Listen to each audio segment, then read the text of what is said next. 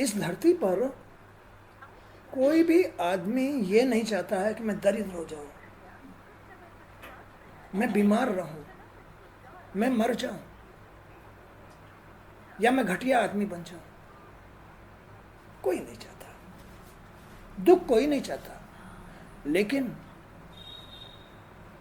ये सब कुछ मिलता है आदमी को, दुख भी मिलता है, मरता भी है।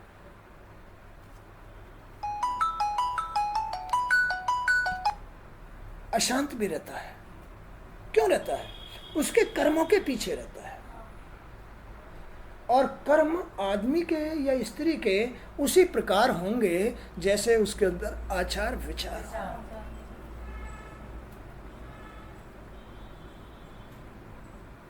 ऐसे कर्म होंगे। माँ बाप को अपना जीवन संभालने के लिए सबसे पहले अपने बच्चों को संभालना चाहिए। उन बच्चों को पकड़ के लाओ, ला के बिठाया करो उनको। ला हैं? मंदिर पर आई तो मैं ला रही। कहाँ? अब कहाँ है? लेके आओ। ये गलत बात है। नहीं डालोगे ये खुराक उनके अंदर तो बेकार बदनामी का स्रोत बन जाएगा।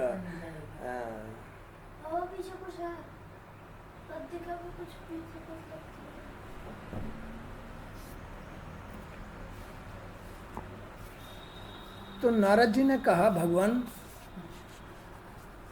भूत भव्येश नारायण, भूत भव्येश नारायण। नारद ने कहा, भगवान का अर्थ क्या है? भूत भव्येश नारायण। अब तुम तो इसका अर्थ नहीं निकाल सकते हैं। भूत माने प्राणी, प्राणियों के भव्येश, भव्येश माने भाग्य के रचयिता। नारायण, नारायण का अर्थ है नार माने जल, ऐन माने शयन करने वाले, मन में शयन करने वाले। नारद मुनि कह रहे हैं, हे भगवान। अब भगवान क्यों कहते हैं इनको? अंदर अंतर्यामी को भगवान क्यों कहते हैं?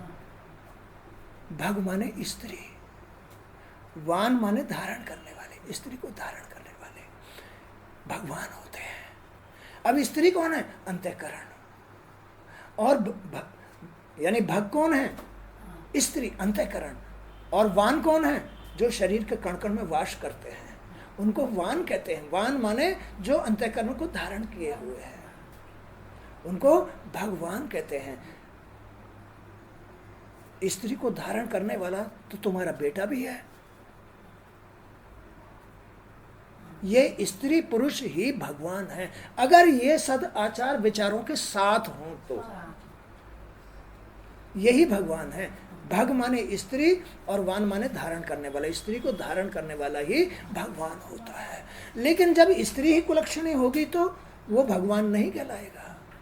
भगवान तो लक्ष्मी, स्त्री लक्ष्मी और पुरुष नारायण का रूप होगा, वो भगवान कहलाएगा।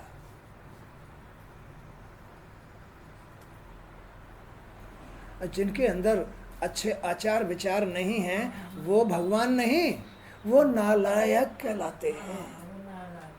नालायक कहलाते हैं, भगवान नहीं कहलाएंगे, वो नालायक होते हैं। अगर तुम्हारी संतान सदाचार विचार वाली नहीं है तो वो क्या कहलाएगी? नालायक, नालायक कहलाती है। तो ये भागवत ही हमको, ये भागवत ही सिखाती है, हमको जीना सिखाती है कि माँ बाप को अपने बच्चों को लायक वर बनाना चाहिए। लायक वर, अगर लायक वर है ना तो घर बैठे भी वो माँ बाप को रोटी खिला देंगे। और नालायक बच्चा प्रधानमंत्री होते हुए भी माँ बाप को रोटी नहीं दे सकता। नालायक बच्चा। तो सदाचार, सदाचार, इसलिए माँ बाप को सबसे पहले सदाचार, आचार, आचरण सुनने चाहिए, सद आचार लेने चाहिए, ऐसी जगह ऐसी संगति में जाना चाहिए जहां से सद आचार मिलते हों।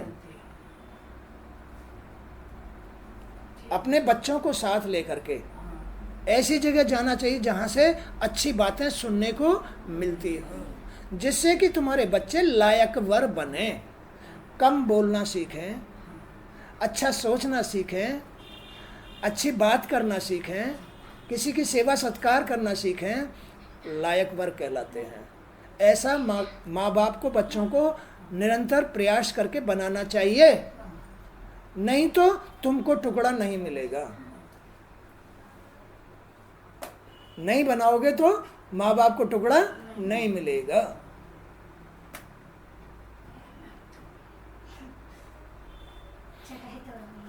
नारद ने कहा भगवान भूत भव्येश यानी प्राणियों में वास करने वाले। भगवान कहते हैं स्त्री को धारण करने वाला। भूत भव्येश सभी प्राणियों में वास करने वाले, स्त्री धारण करने वाले, सभी प्राणियों में वास करने वाले। नारायण माने सबके मन में, मन रूपी जल में शयन करने वाले, सबके मन रूपी जल में शयन करने वाले। हे नारायण, आपने भगवती जगदम्बा के परम आश्चर्यजनक उत्तम चरित्र का वर्णन किया। मैं जगदम्बा का रोज चरित्र सुनाता हूँ, जगदम्बा मैया का। जगदम्बा में इस लड़की में क्या है, इसमें ये सब जगदम्बा का रूप है। जगदम्बा, लेकिन जगदम्बा तो निरी पवित्र है, वहाँ तक कोई पहुँचता ही नहीं है, ऐसे आचरण कोई रखता ही नहीं है, ऐसा चरित्र कोई रखता ही नहीं है, ऐसे गुण किसी के अंदर भी नहीं है, सब अवगुणी है। तो भगवान ने नारद मुनि को जगदम्बा का चरित्र सुनाया कि माँ जगदम्बा का कैसा चरित्र है। वो इसलिए जगत जननी कहलाती है, पूरे जगत की जननी कहलाती है। जगदम्बा हमारे अंतर यानी प्रकृति के रूप में बनकर के बैठी है। प्रकृति, अंतःकरण, मन की शक्ति, वही जगदम्बा है। शक्ति, हमारे मन की शक्ति, पवित्र मन की शक्ति। पवित्र मन में जगदम्बा झलकेगी, दिखाई देगी। तुम्हारे पवित्र मन में, तुम्हारे पवित्र घर में जगदम्बा का दर्शन होगा।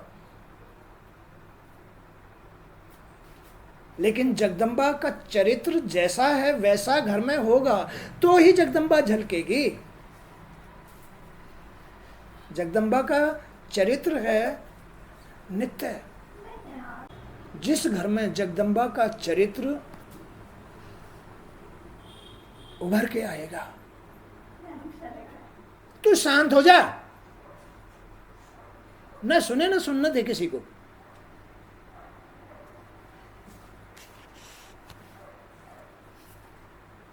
उस घर में मां जगदम्बा झलकती है, उस मन में मां जगदम्बा झलकती है।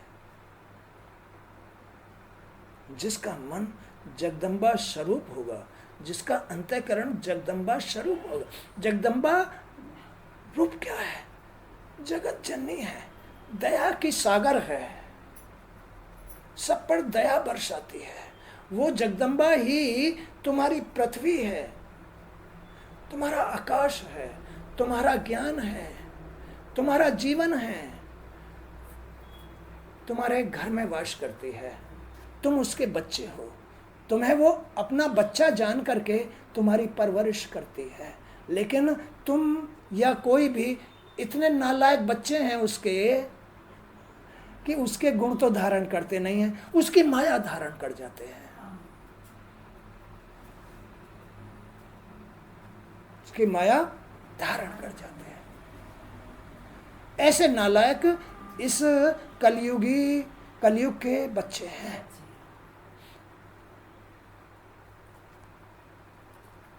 आपने भगवती जगदम्बा के परम आश्चर्यजनक, जगदम्बा के आश्चर्यजनक, आम आदमी को तो आश्चर्य ही होगा कि माँ जगदम्बा ऐसी थी, ऐसी है, आश्चर्य होगा सुन करके। क्योंकि आजकल के बच्चों के पास में वो गुण आचार विचार नहीं है नहीं है। जो माँ जगदम्बा के अंदर हैं, और आज भी हैं, पहले भी थे और हमेशा रहेंगे। वो जगदम्बा है, वो जगदम्बा है। उसने ही ये सृष्टि, इतनी बड़ी सृष्टि रची है। उसने ही चांद और सूरज को रचा है। उसने ही अपनी शक्ति से ये जल, वायु, अग्नि और ये पृथ्वी आदि का निर्माण किया है। इस जीव का निर्माण किया है, इस खलके का निर्माण किया है। वो इतनी सर्वशक्तिमान है। तो वो तुमसे कहीं बाहर थोड़ी है। आचार विचारों के ऊपर डिपेंड करता है, संगति के ऊपर निर्भर करता है, खान पीन के ऊपर निर्भर करता है। उसका छुप जाना, उभर के आ जाना। जितना सात्विक भोजन करोगे, जितना सात्विक संगति ग्रहण करोगे, जितना तुम अच्छे आचार विचार सुनोगे, माँ जगदम्बा झलकेगी। ऐसा खलका बनाया है ये माँ ने, ये माँ का ही तो स्वरूप है। वो इतनी सर्वशक्तिमान, क्या करे जब आदमी ही अवगुणी हो जाता है, माया भी हो जाता है, तो वो तो छुप जाती है। माया को बनाया ही उसने इसलिए कि या तो मेरे जीव मुझे चाहेंगे या फिर नरक में चले जाएंगे।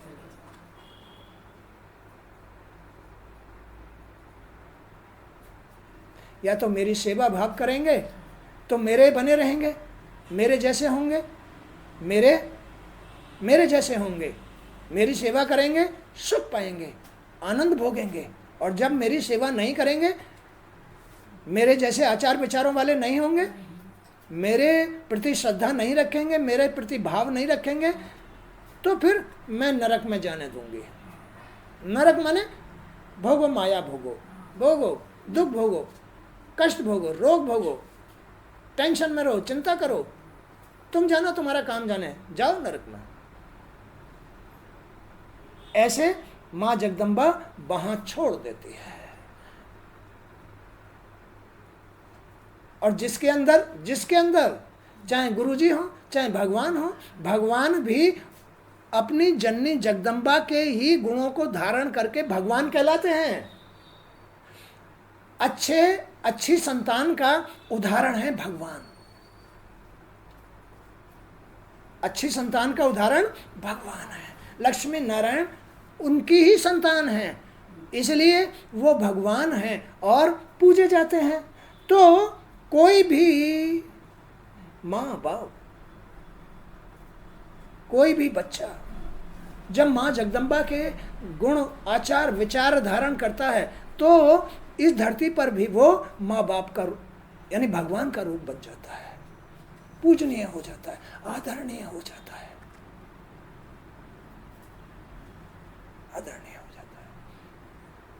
अब तुम देख लो ना, इन बातों की आंख से देखो, पहचान के देखो, कौन कैसी है, कौन कैसा है। घर घर में झांक के देख लो, कौन कैसी है, कौन कैसा है। घर घर में झांक के देख लो, कौन कैसी है, कौन कैसा है, झांक के देख लो। तो क्या वो भगवान है? फिर क्या है वो? नालायक है, नालायक वर है। ऐसी स्त्री पुरुष, उनके अंदर अच्छे आचार विचार नहीं होते हैं, माँ जगदम्बा के बेटे नहीं कहलाते हैं।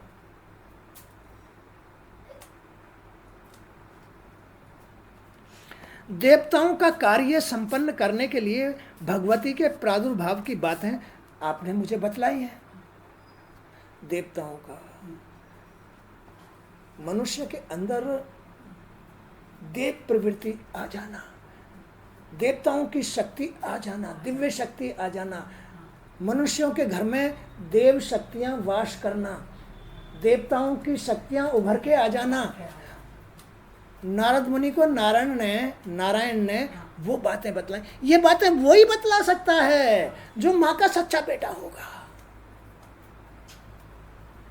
जो माँ का सच्चा बेटा होगा वही उसके करीब रह सकता है, वही उसकी बातों का बखान कर सकता है। माँ का सच्चा बेटा, जो माँ की ही शरण में रहेगा, जो माँ की ही सेवा करेगा, जो माँ का ही गुणगान करेगा, माँ उसको सद आचार विचार दे देती है, माने कि अपनी छवि दे देती है। वही आदमी ये बखान करके सुना सकता है, वही आदमी माँ का चरित्र बता सकता है माँ की कृपा से। जिस पर माँ की कृपा नहीं है वो तो ऐसे ही आवारा घूमेगा।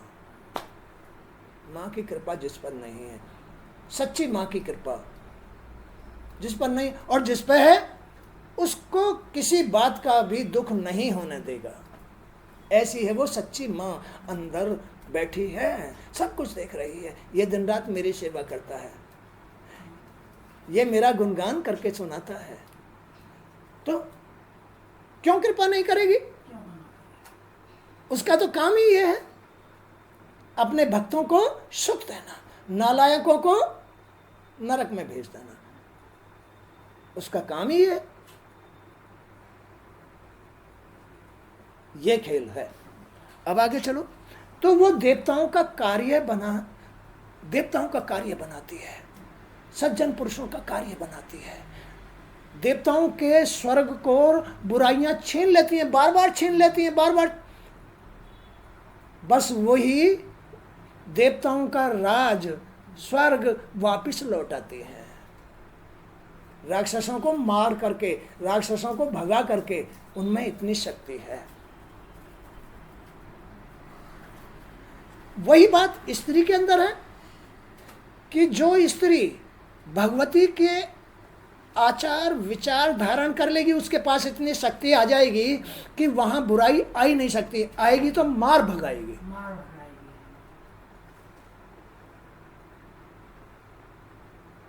स्त्री मार भगाएगी। तो मां जगदम्बा रूपी जो स्त्री है वो ही देवताओं का कार्य बनाती है अपने कर्मों के माध्यम से, देवताओं को घर में लेके आती है। धन देने वाले कुबेर को, नारायण को, सूर्यदेव को, चंद्रदेव को, अपने पितरों को, महादेव को, सबको स्त्री ही कर्म के माध्यम से, अपने आचारों के माध्यम से माँ जगदम्बा से लेके आती है, यानी इनकी कृपा लेके आती है, दिव्य शक्तियां लेके आती है स्त्री।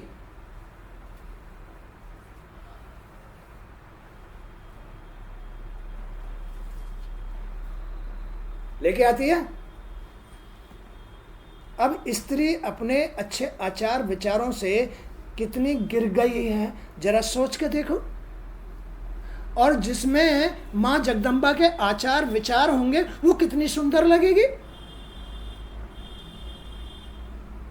कितनी सुंदर लगेगी।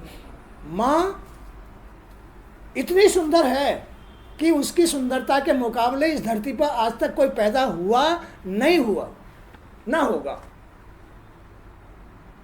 इतनी सुंदर है। तो स्त्री हमेशा अच्छे आचार विचारों से, गुणों से सुंदर लगती है, कुकर्मों से कभी सुंदर नहीं लगती है। माँ काली है, काली भी तो उसका ही रूप है, आधा रूप है उसका। काली इस संसार की आधी मालिक है,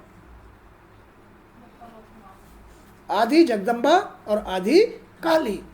काली है लेकिन फिर भी पूरे संसार की रखवाली है भाई। क्यों? उसके अंदर उस ब्रह्म की शक्ति के आचार विचार गुण हैं, ऐसे विचार हैं। काली होते हुए भी ये संसार की पूजनीय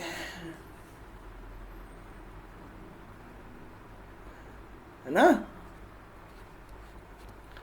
तो भगवती की कृपा से देवताओं को उनके अधिकार प्राप्त हुए। अधिकार, अरे घर में बेटा बेटी यही तो देवी यानी देवता हैं। अपना परिवार ही देवताओं का रूप है। उनके अधिकार घर में स्त्री लक्ष्मी के ऊपर निर्भर करते हैं। जब स्त्री कुलक्षणी होगी तो ना तो पति को अधिकार मिलेगा ना बेटे को अधिकार मिलेगा, किसी को अधिकार नहीं मिलेगा। भटकते रह जाएंगे बेचारे जन्म लेकर के, उनको पैसे कमाने का भी स्रोत नहीं मिलेगा, धन कमाने का रास्ता नहीं मिलेगा। ना वो कुबेर को प्रसन्न कर सकते ना लक्ष्मी को प्रसन्न कर सकते। एक स्त्री के बद्ध चलन से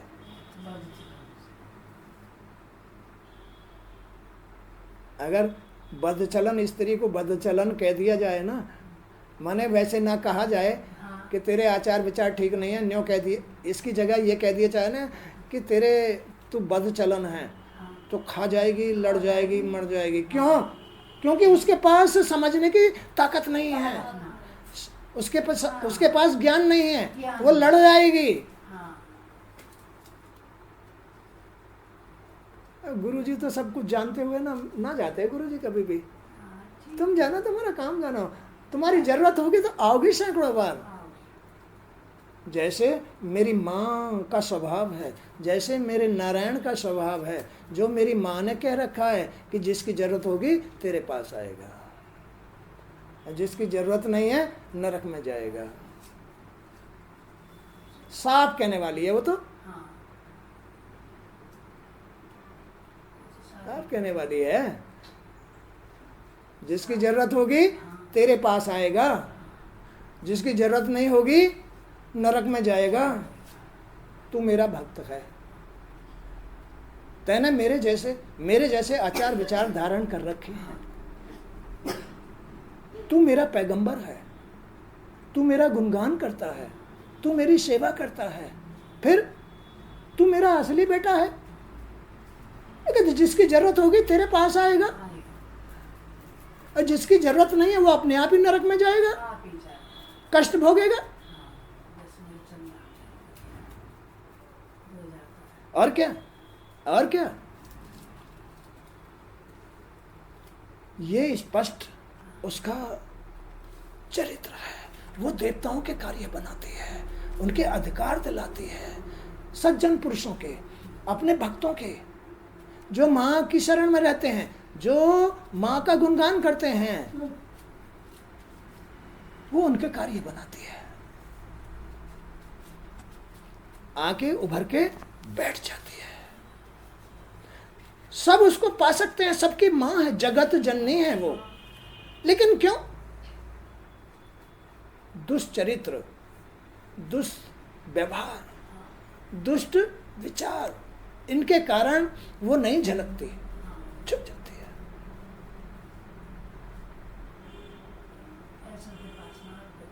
ऐसों के पास माँ नहीं आती है, जबकि वो माँ का ही रूप है, जबकि वो माँ का ही रूप है।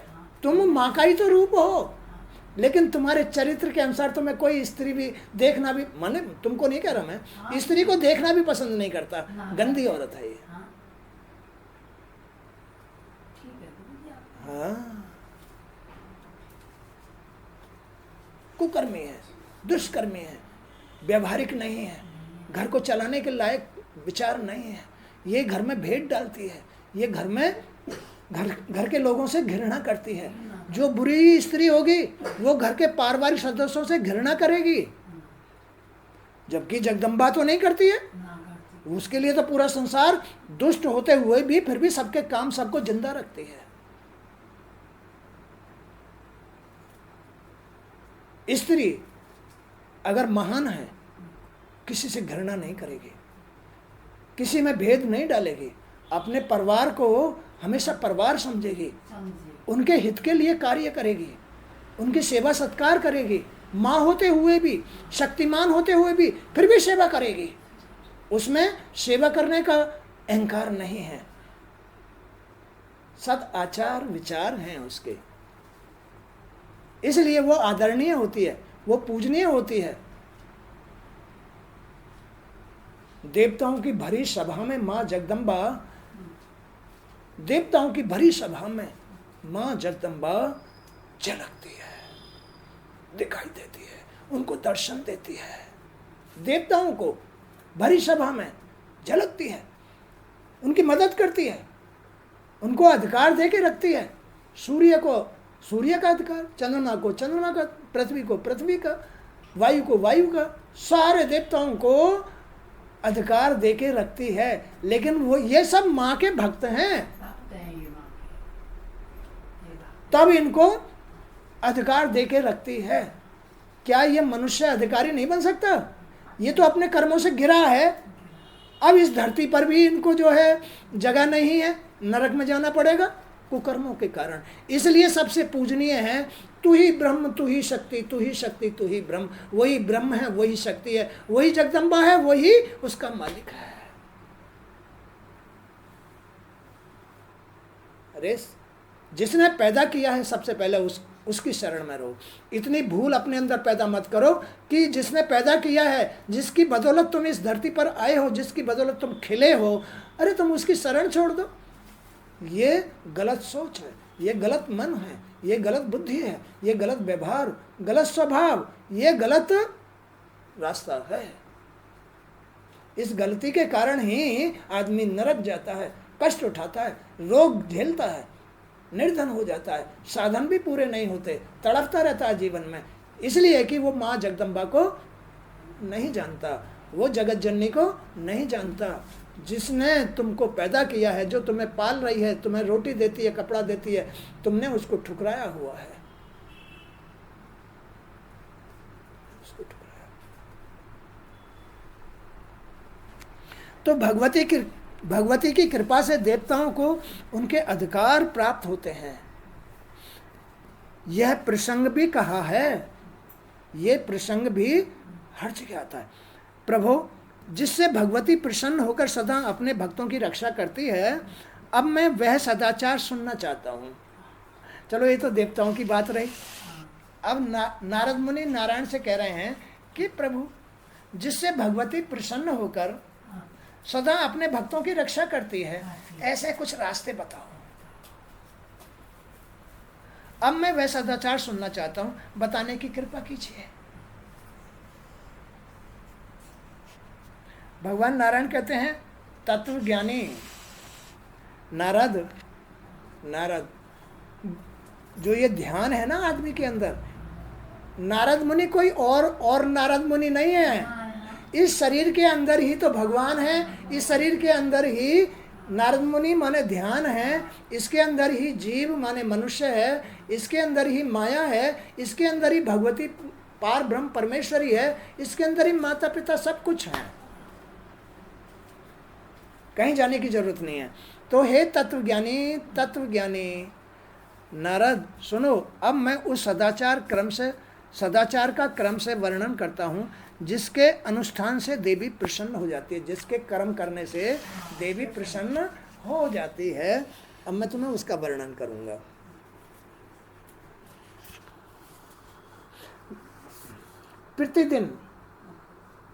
प्रतिदिन रोजाना प्रातःकाल उठकर भक्त को, साधक को, जो माँ की शरण में जाना चाहता है, चला गया है, ऐसे आदमी को वो ब्राह्मण कहलाता है। चाहे अपने कर्मों से कोई भी जाति हो, लेकिन भगवान की सेवा करने वाला ब्राह्मण हो जाता है। तो वो कह रहे हैं कि प्रतिदिन प्रातः काल उठकर ब्राह्मण को, यानी साधक को, भक्त को, जिसका पालन करना चाहिए, उस सदाचार का मैं वर्णन करूंगा। सूर्य उदय से अस्त तक उस भक्त को, साधक को दिन भर धर्म साधन में, सत्कर्म में लगे रहना चाहिए। ऐसा नहीं किसी से भड़बड़ाए, किसी को झूठ बोल दिया, किसी के साथ आलस्य कर दिया, नहीं। सुबह से, सूर्य उदय से लेकर अस्त तक उसे सत्कर्म करने चाहिए। केवल कर्म ही प्रधान है, कर्म ही तुम्हारी नैया को वहां लेके जाएगा, कर्म ही तुम्हारी नैया को नीचे लेके जाएगा। तो इसलिए दिन भर, रात्रि में तो सो जाता है मनुष्य, लेकिन दिन भर उसे उदय से लेकर अस्त तक धर्म के साथ कर्म करने चाहिए। उठना चाहिए, समय के अनुसार उठना चाहिए। पूछ लो, ये तुम्हारी ड्यूटी है, ये तुम्हारा कर्तव्य है कि हम कैसे जिएं। ढूंढो कोई तत्वज्ञानी पुरुष मिल जाए तो ढूंढ लो, वो बताएगा तुम्हें इसका हालचाल, जैसे गुरुजी समझा रहे हैं। अब कोई कथावाचक तो यानी कथा करने वाले, हवन करने वाले, ये तो नहीं बता सकते, नहीं बता सकते गुरु। ये नहीं बता सकते, ये तो कोई तत्वज्ञानी गुरु ही बतलाएगा। तो उदय से अस्त तक द्विज को दिन भर धर्म साधन में, सत्कर्म में लगे रहना चाहिए, क्योंकि माता पिता, पुत्र, स्त्री और बंधु बांधव कोई भी आत्मा की सहायता नहीं करता, कोई नहीं करता, सब स्वार्थी है, सब स्वार्थी है। लेकिन जो माँ का भक्त होने जा रहा है उसे विशेष ब्राह्मण कहा जाता है, जो माँ की सेवा करता है। बाकी सब स्वार्थी होते हैं, होते नहीं। और स्वार्थी आदमी भक्त नहीं कहलाता, लोभी आदमी भक्त नहीं होता, चरित्रहीन आदमी भक्त नहीं होता। सत्कर्म में लगे रहना चाहिए। इधर आओ, इधर आओ, इधर आओ, देख लो, देख लो, ये इन बच्चियों की मिट्टी का फर्क है, इस मिट्टी का फर्क है। अभी मैं तो सचेत कर रहा हूँ, मैं तो सचेत कर रहा हूँ। अगर अभी तुमने ध्यान दे लिया तो ठीक है, नहीं तो बहुत बुरी से बुरी बन जाएंगी। यही पाठशाला है। खिलाने पिलाने का लाड़ तो बाद में, पहले बच्चे को ये सिखाना है।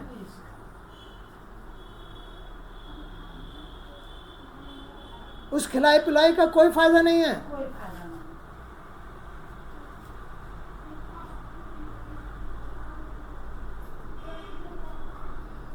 उस खिलाए पिलाए का कोई फायदा नहीं है अगर बच्चे को तुमने ये नहीं सिखाया तो। केवल एक धर्म ही सहायक रूप में साथ देता है। ये जो मनुष्य स्त्री पुरुष का जीवन है, इसमें केवल एक धर्म ही सहायक रूप में साथ देता है। अतएव सभी साधनों से अपने सहायक धर्म का नित्य संचय करें। धर्म की सहायता से पुरुष दुस्तर धर्म की सहायता से केवल एक धर्म ही साथ देता है।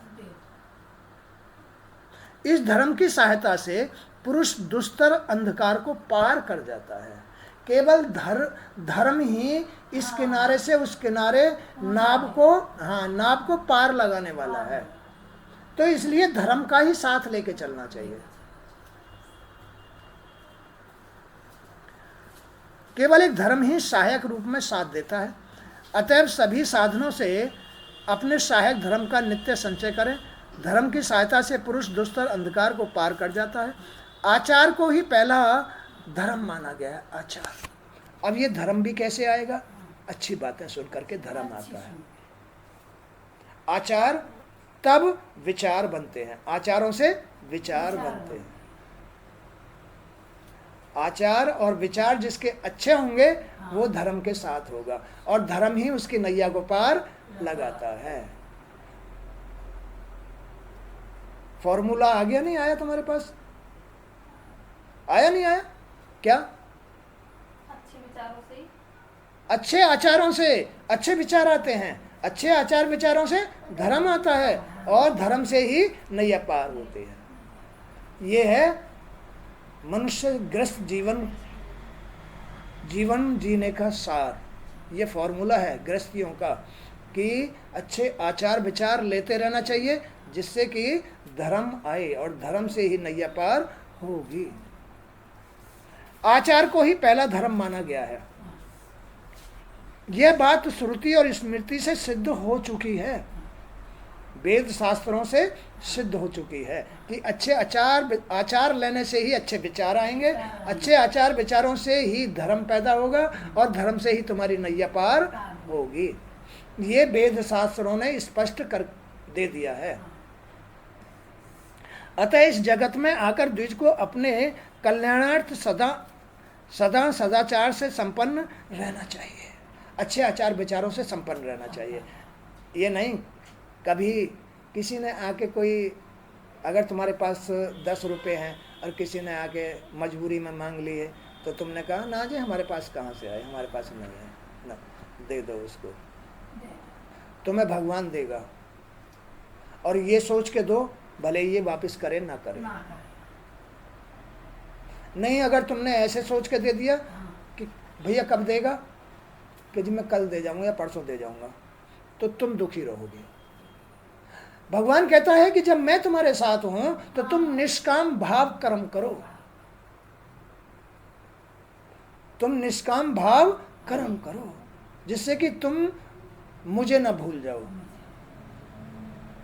और जो तुमने लोभ में, स्वार्थ में या किसी बात को धारण करके ये 10 रुपए किसी को दे दिए तो तुम्हारे मन में वही कुटर कुटर रहेगी, गुरुजी की बात याद आई है वो, कुटर कुटर रहेगी। 50 शरीर लागे छोड़ दो। क्या कह रही है ये? हाँ, एकदम बात याद आई है। कोई गुरुजी से लाख ले जाओ अच्छा, तो लौट करके पीछा नहीं करते। आए ना। कितने ही ले गए, लाख लाख कितने ही ले गए, एक नहीं कितने ही ले गए, वही बात ना दी लौटाना कोई नहीं। और गुरुजी जो पीछा नहीं करते, नहीं। क्योंकि मुझे जब मेरा देने वाला देता है तभी तो मैं किसी को दे देता हूँ। और वो दुख पैदा कर जाता है। और इन लोगों को दुख भाई क्यों होता है? ये तो गुरुजी एक गैस थी ऐसी है, तो वही आके रुके बस। तो ये जीने की कला है, हाँ, ये जीने की कला है। तुम्हें अपना मन वो बिंदु है जिसमें धर्म भी है अधर्म भी है। अधर्म भी है। भगवान केवल धर्म के साथ हैं। जो धर्म के साथ भगवान को लेके बैठा है वो दुखी नहीं रह सकता। नहीं रह सकता। अरे ऐसा ही ना गुरुजी, नारे ये तो अधर्म जो है आदमी को कष्ट देता है। अब देख लो, किसी ने 10 लाख नहीं दिए, किसी ने 20 लाख नहीं दिए, किसी ने लाख नहीं दिए, किसी ने 2 लाख नहीं दिए, किसी ने कितने। गुरुजी के पास तो भंडारा ले जाओ भाई, तुम्हारा है तो ले जाओ ले जाओ ले जाओ। जो कह में ना तू लाती हो लिया हमें ना दो। क्या है ये क्या है? ये संतोष है, धर्म है, ये धर्म है। अरे वो भी तो भगवान के बंदे हैं, उनमें भी तो भगवान है। भगवान यही तो अपने भक्तों की परीक्षा लेता है। इसने पैसे सकाम भाव से दिए थे या निष्काम भाव से दिए थे? वो निष्काम भाव में रहते हैं। अगर तुम सकाम भाव से तो पीछा करोगे, निष्काम भाव से प्रभु जब आप हैं तो मुझे पीछा करने की जरूरत क्या है? मुझे कोई जरूरत नहीं। ये खेल है। बेटा हाथ जोड़ के बैठो, हाथ जोड़ के बैठो। तुम तो अच्छे बच्चे हो, पैसे लेते हो, कभी ऐसे कम हैं? क्यों नहीं आते हो भागवत सुना करो?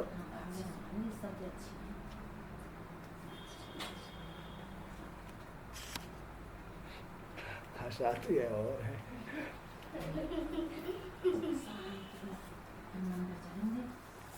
है ना। तो यह बात श्रुति और स्मृति से सिद्ध है। अतः इस जगत में आकर द्विज को अपने कल्याण के लिए सदा आचार से संपन्न रहना चाहिए।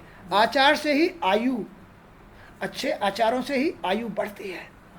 संतान तथा प्रचुर अन्न की, धन की उपलब्धि होती है। अच्छे आचारों से ही संतान की उत्पत्ति, अच्छे आचारों से ही आयु की वृद्धि, अच्छे आचारों से ही लक्ष्मी धन धान्य की तृप्ति होती है।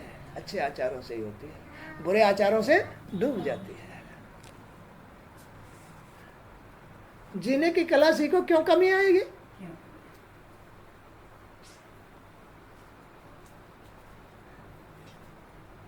है भाई?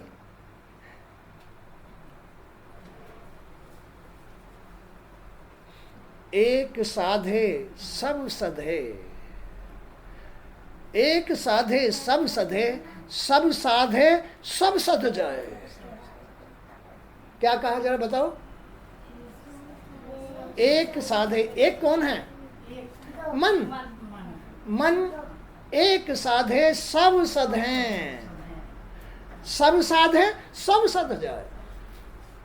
सध गए सब कुछ। तो इस शरीर के अंदर केवल एक को साध लो, सब सध जाएगा। और सब सध गए तो बेड़ा पार हो जाएगा। एक साधे सब सधे, सब साधे सब सध जाए। ये है गृहस्थी का सार, ये है स्त्री का सार। एक साधे सब सधे, सब साधे सब सध जाए। ये है स्त्री का सार। ये है माँ जगदम्बा की सेवा। ये है इस धरती गृहस्थी में माँ की पूजा। ये है बच्चों की सेवा। असली सार, असली सार है ये।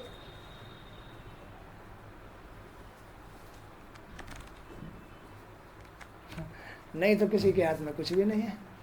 जो है डोर सबकी उसके हाथ में है।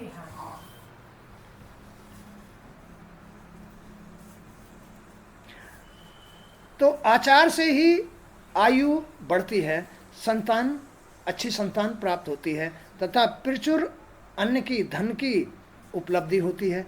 आचार समस्त पातकों को दूर कर देता। पातक माने कष्ट। अच्छे आचार सारे कष्टों से मुक्त कर देते हैं। ना कभी रोग होगा, ना कैंसर होगी, ना किसी को बुखार आएगा। सारे कष्टों से दूर कर देते हैं अच्छे आचार। मनुष्यों के लिए आचार को कल्याणकारक परम धर्म माना गया है। गृहस्थी में आचारों को कल्याणकारक माना गया है। आचारवान पुरुष इस लोक में सुख भोग कर परलोक में भी सुखी रहता है। आचारवान पुरुष इस लोक को भोग करके परलोकों में भी सुखी रहता है। अरे तो भाई अपने लोक परलोक के सुखों को क्यों गंवा रहे हो? सुधर जाओ भाई, सुन लो, समझ लो मेरी बात। आचार ही, आचार में इतनी ताकत है, अच्छे आचार विचारों में इतनी ताकत है कि तुम्हारा लोक, ये लोक भी और परलोक सब सुधर जाएंगे। तुम्हारी आयु बढ़ जाएगी। जितना जीना चाहते हो उतना जी लेना है। जितना धन संपत्ति चाहते हो उतना धन संपत्ति इकट्ठी कर लेना। ये है आचार की कीमत, अच्छे आचार विचारों की। आचारवान पुरुष इस लोक में सुख भोग कर परलोक में भी सुखी रहता है। धर्म में आचार महान दीपक का रूप धारण करके मुक्ति का मार्ग दिखाता है। आचार दीपक बन करके, धर्म के रूप में दीपक कह रहे हैं कि धर्म में आचार महान दीपक का रूप धारण करके मुक्ति का मार्ग दिखाता है। अच्छे आचार विचार, भागवत सुनना, भागवत में मिलेंगे अच्छे आचार विचार, और तो कहीं नहीं मिलेंगे। ढोलक मजीराओं में थोड़े मिलते हैं, कहीं नहीं मिलते। तो अच्छे तत्वज्ञानी गुरुओं के सम्मुख बैठ करके अच्छे आचार लीजिए, उनसे अच्छे विचार बनेंगे, उससे धर्म की उत्पत्ति होगी और उस धर्म से ही तुम्हारी नैया पार हो जाएगी। अच्छी संतान मिलेगी, लंबी आयु मिलेगी।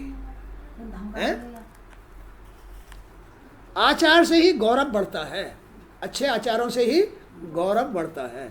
और आचार ही मनुष्य को सत्कर्मी बनाता है। सत्कर्मी, अच्छे आचार ही मनुष्य को सत्कर्मी बनाता है। अच्छे अच्छे कर्म करने वाला, दान करने वाला, दान करने वाला, किसी की सेवा करने वाला, भगवान उसके सारे कार्य पूरे करा देता है, जीते जी करा देता है। वो बेटों के भी पीछे नहीं छोड़ता। जैसे गुरुजी ने बहनों के भी कार्य पूरे करे, ब्याह शादी भात, और भी धर्म बहनों के कार्य पूरे करे, बेटियों के कार्य पूरे करे, बेटाओं के कार्य पूरे करे, यहाँ तक कि बेटी के बच्चों के भी कार्य पूरे कर दिए। उनके छोचक, दशोटन और उनके आगे आने वाले भात। लो भैया, ये तुम्हारे बच्चों के भात के पैसे अपना एफडी करा के डाल दो। क्या मतलब इसका? ये सब भगवान करा रहे हैं। मेरे भक्त पर किसी का कर्ज ना रह जाए, मेरे भक्त पर किसी का कर्ज न रह जाए।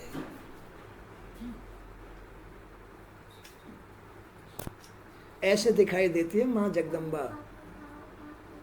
ये माँ जगदम्बा का रूप है, उसकी सेवा का फल है, अच्छे आचार विचारों का फल है।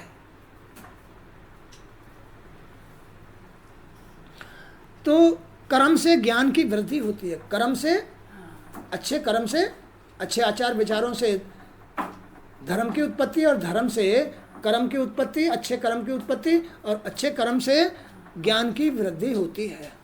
वह मनुष्य का वाक्य है, ये मनु का वाक्य है। मनु, यह आचार संपूर्ण धर्मों से श्रेष्ठ होने के कारण परम तप कहा जाता है। यही आचार, ये तपस्या है।